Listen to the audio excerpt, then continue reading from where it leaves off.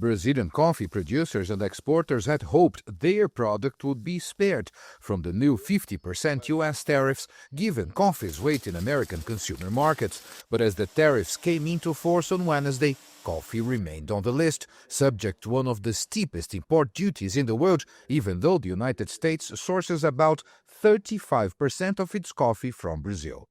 The news came as a shock in Brazil, where producers have long benefited from a stable and accessible buyer on the same continent. Essa grande dependência de único mercado Relying heavily on a single market is sometimes very positive.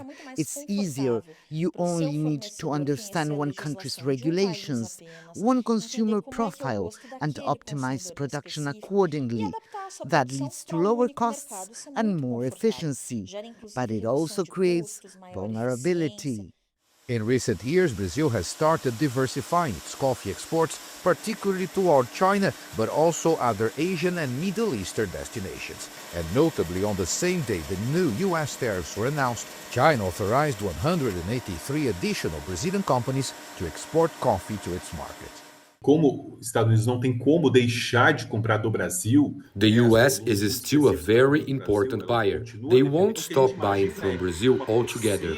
But if export volumes to the US drop, we see many opportunities in other markets.